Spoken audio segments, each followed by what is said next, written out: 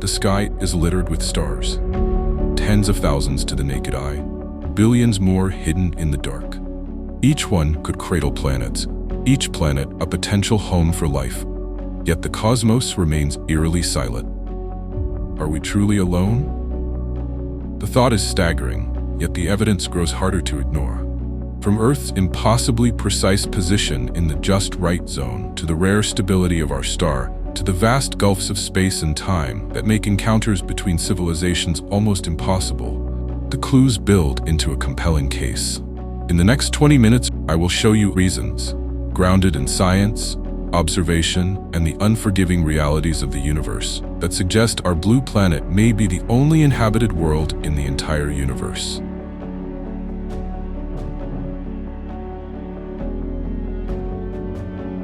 The Earth is a 1 in a trillion jackpot in the galaxy.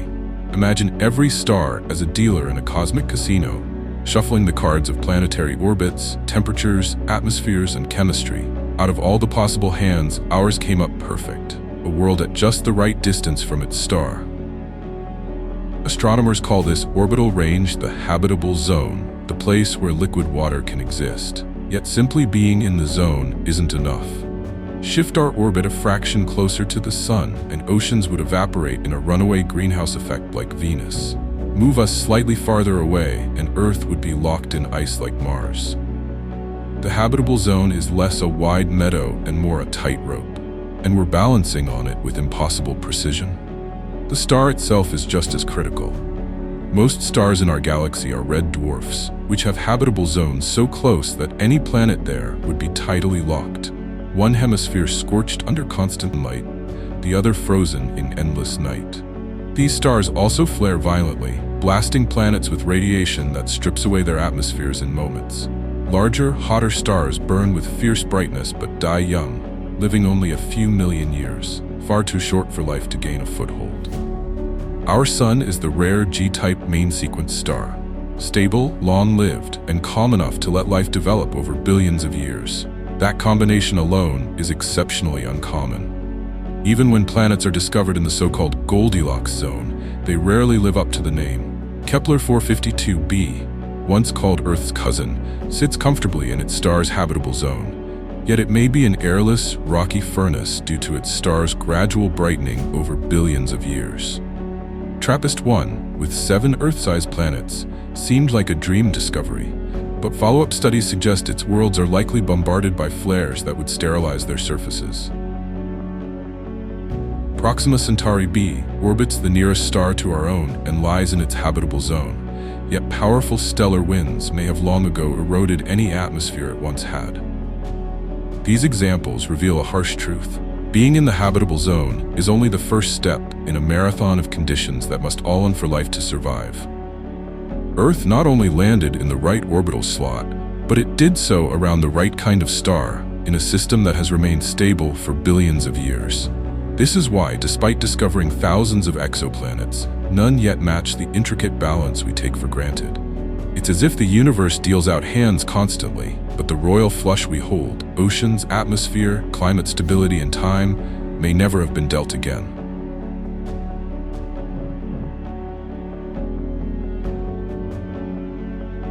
The Sun is a rare type of star, not because it is the largest or the brightest, but because of its extraordinary steadiness. Its light output varies so little over time that Earth's climate remains largely predictable on a geological scale.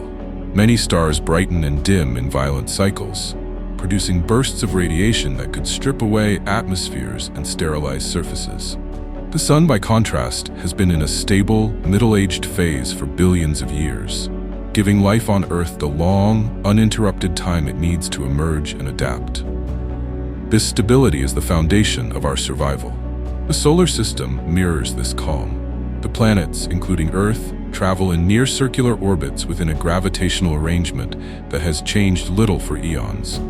There are no wandering giants pulling smaller worlds out of their orbits, no frequent planetary collisions, no catastrophic shifts in orbital distance. The gravitational forces in our system are balanced so precisely that Earth maintains a consistent path, ensuring steady seasons and long-term climate stability. Even minor changes in this balance could send Earth into chaos, freezing one era, boiling the next.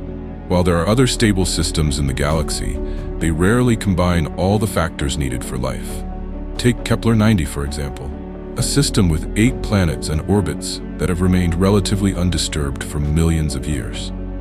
Its host star, however, is slightly larger and hotter than the Sun, which shortens its stable lifespan and bathes its inner planets in higher levels of radiation. Even with stable orbits, such a star leaves little time for complex life to evolve before conditions become hostile. A system as orderly as ours, anchored by a star as calm and long-lived as the Sun, appears to be an anomaly. We not only orbit a rare, steady star, but we do so in a gravitationally harmonious neighborhood that, as far as we know, exists nowhere else in the galaxy. In this perfect balance, Earth has had the time and peace to become a cradle for life.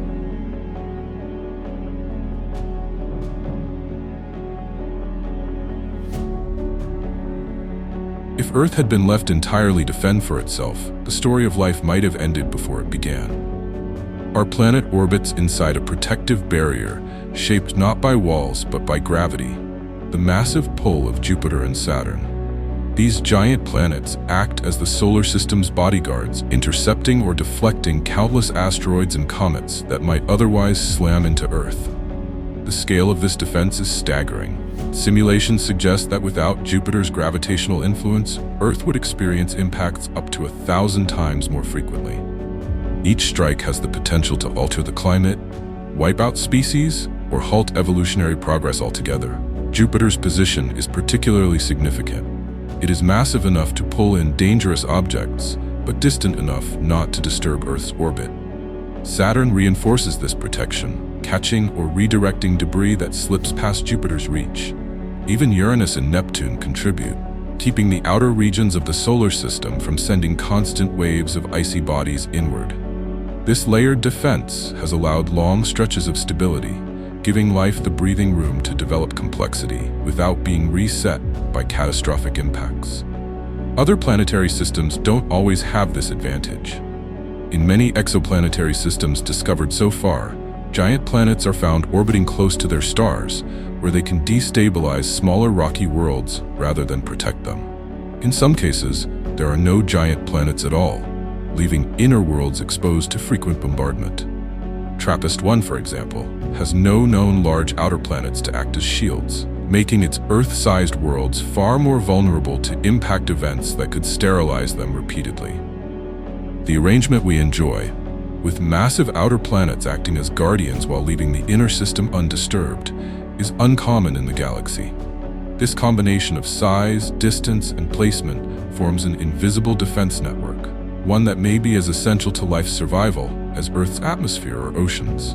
Without it, our planet might never have had the chance to become what it is today.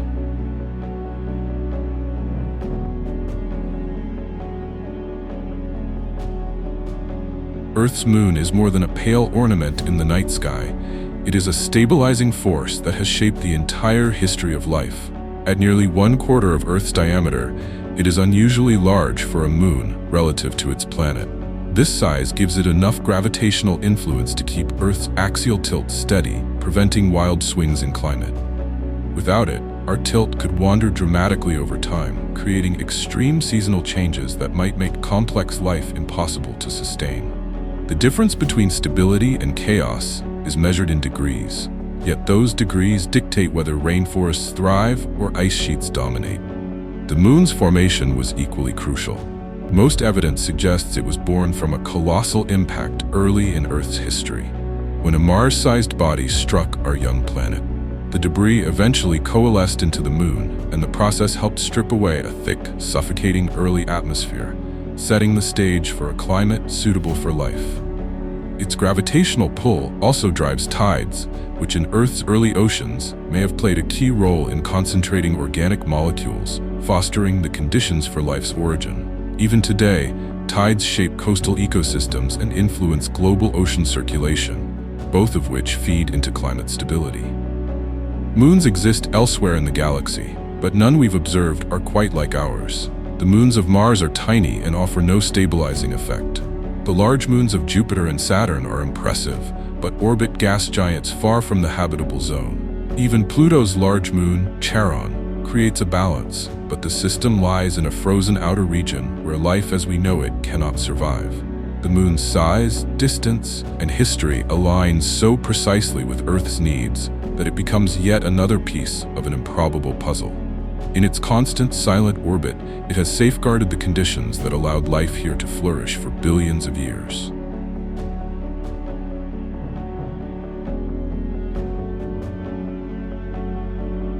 Life as we know it is built on a narrow palette of ingredients, and Earth contains them in exactly the right proportions. Our planet formed from a mix of heavy and light elements: iron, silicon, oxygen, carbon, nitrogen, and a host of trace metals delivered during the violent early years of the solar system. The iron-rich core generates a magnetic field strong enough to shield us from deadly solar and cosmic radiation. Silicon and oxygen form the rocky crust on which we live. Carbon and nitrogen provide the backbone of organic chemistry, the basis for every living cell. This balance is delicate. Too little iron and the magnetic shield fails. Too little carbon and complex chemistry stalls before life can begin. These elements did not appear here by chance. They were forged in ancient supernovae and scattered into the cloud of gas and dust that became our solar system. The region of space where Earth formed was just far enough from the sun to retain volatile compounds like water, but close enough to hold on to heavier elements. Other planets missed this balance. Mercury is rich in metals, but too close to the sun, making it airless and sterile. Mars has a similar chemical foundation to Earth, but is too small to retain heat and sustain long-term geological activity, leaving it cold and geologically dead. Venus, despite being Earth's twin in size and composition, became a greenhouse furnace due to its thick atmosphere of carbon dioxide. When astronomers study exoplanets, they often find extremes, worlds made mostly of gas, or barren rocky spheres stripped of volatile compounds. Even planets in habitable zones often lack the right mix of elements to sustain a magnetic field or a stable atmosphere. Earth's composition is a rare harmony, the exact blend required for both the spark and the long-term survival of life. It is another reminder that habitability is not just about location, it is about chemistry, and ours may be a combination that has never been repeated.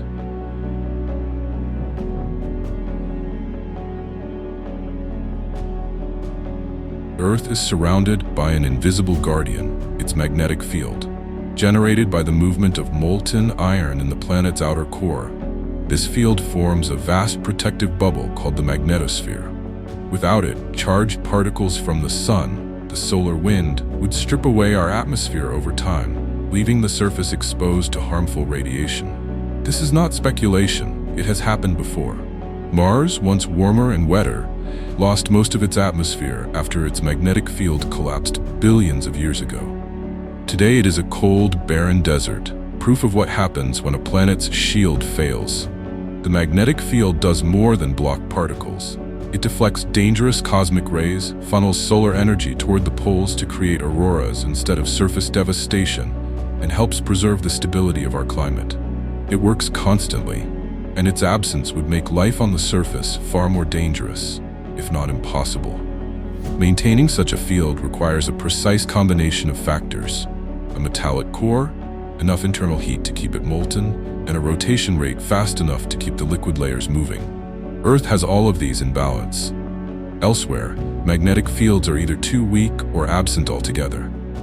Venus, similar in size to Earth, rotates so slowly that it generates no significant field, leaving its thick atmosphere directly exposed to solar radiation. Mercury has a weak field but is too close to the sun, enduring constant atmospheric loss. Even many exoplanets in habitable zones may lack the right internal structure to produce strong, lasting magnetospheres. A planet can be perfectly placed for life, yet without a magnetic shield, it remains vulnerable to atmospheric erosion and radiation damage. Earth's magnetic field is another element of its improbable defense system, one that has quietly preserved life for billions of years while the unprotected worlds around us grew silent and sterile.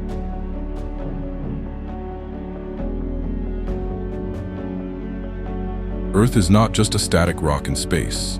It is alive with movement deep beneath its surface.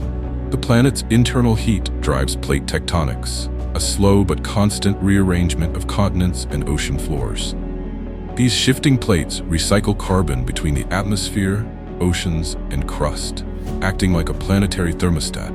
Without this cycle, carbon dioxide would either accumulate to toxic levels or disappear entirely, freezing the planet. Volcanoes, often seen as destructive, are also part of this life-sustaining system. They release gases trapped in the mantle, replenishing the atmosphere and helping maintain the delicate balance of greenhouse gases that keep Earth warm enough for liquid water. Over millions of years, this geological heartbeat has shielded life from extreme climate swings, enabling ecosystems to recover from mass extinctions. The importance of this becomes clearer when we look elsewhere. Mars, much smaller than Earth, lost its internal heat early, and its surface froze into geological silence. Without active tectonics, it could not recycle its atmosphere, and over time it became the arid world we see today. Venus, by contrast, may have experienced catastrophic resurfacing events that erased billions of years of geological stability, leaving it locked in a runaway greenhouse state. Earth's long-term geological activity is a quiet ally, regulating climate, renewing habitats, and even influencing evolution. It is not a coincidence that every known world without sustained geology is barren. Life, it seems, needs a planet that keeps moving.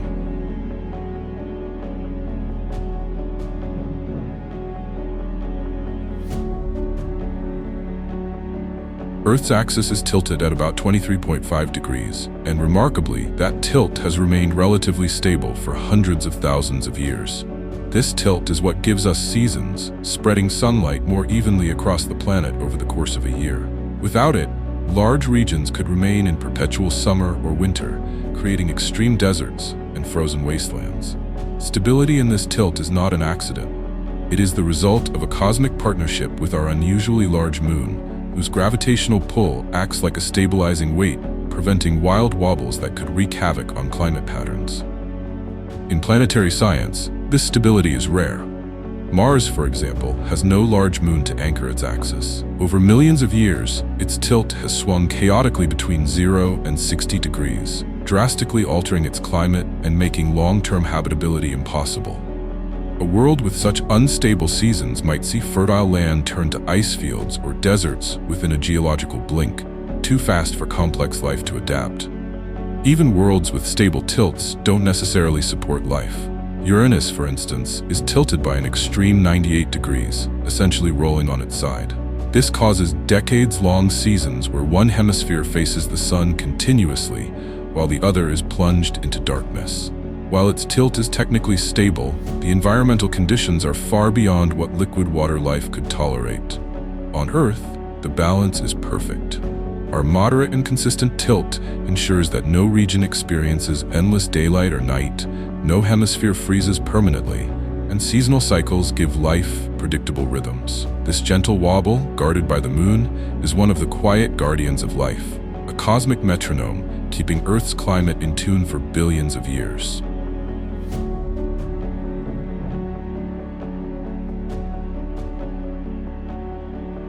Individually, each of these conditions is remarkable, but together they form a miracle. What we so often overlook is that Earth's habitability is not the product of one lucky break, but of dozens stacked in perfect sequence, each as essential as the last. Remove even a single pillar, and the entire structure collapses. A stable star without a magnetic field? The atmosphere is stripped away.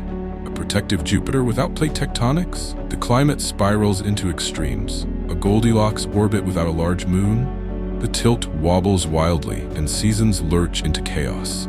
The requirements do not act in isolation. They interlock, reinforcing and depending on one another like gears in an impossibly precise machine. Break one gear, and the whole engine stops. Mars teaches us this.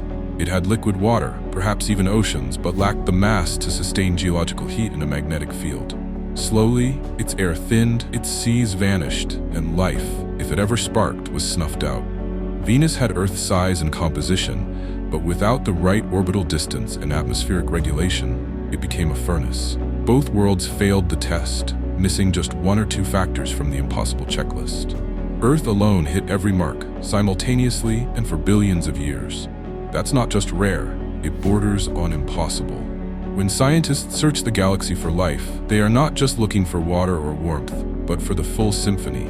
A star of the right kind, a planet of the right size, chemistry, shield, tilt, moons, neighbors, geology, orbit, and stability. Each note must be played in tune, without interruption, across deep time. The faintest discord silences the song. This is the razor's edge we balance on, a cosmic coincidence so improbable that it may not have been repeated anywhere else. Earth is not just lucky, it is uniquely complete.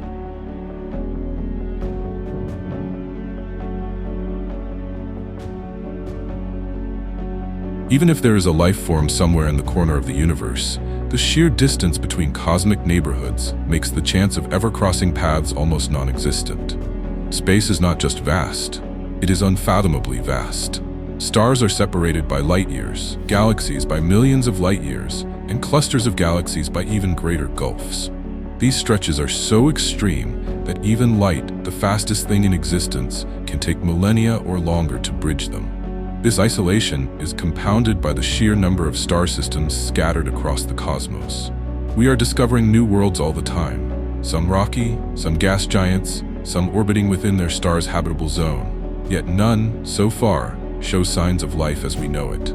Each discovery reminds us of the enormity of the search and the odds stacked against making contact. It's not just a question of distance, it's a question of timing. Civilizations, if they arise, may flare into existence and vanish again long before their signals or spacecraft could ever reach us, or ours could reach them.